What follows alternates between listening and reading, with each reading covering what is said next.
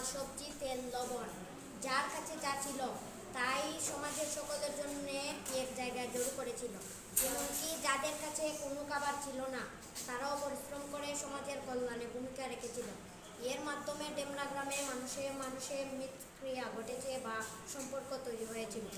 গণেশ বলল, গল্পে কেবল পরিবার নয়, মিথস্ক্রিয়া মিথস্ক্রিয়া মিথস্ক্রিয়া মানে মিথস্ক্রিয়া অর্থ কি? পারস্পরিক সম্পর্ক। গণেশ বলল, গল্পে কেবল পরিবার নয়, আরও কিছু প্রতিষ্ঠান মানুষের উপকারে কাজ করেছে। যেমন ইউনিয়ন পরিষদ একটি প্রতিষ্ঠান, সে ত্রাণ বিতরণ করেছে। সেই ত্রাণ এসেছে অন্য একটি প্রতিষ্ঠান বা সরকারের কাছ থেকে।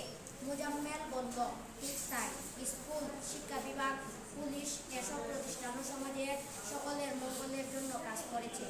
শিহান বলল, ধর্মগুলার ব্যবস্থাপনার জন্য আবার নতুন একটা সামাজিক প্রতিষ্ঠান তৈরি হয়েছে, ধর্মগুলা সমিতি। এই প্রতিষ্ঠানও ডেমরা গ্রামের মানুষের মঙ্গলের জন্য কাজ করেছে।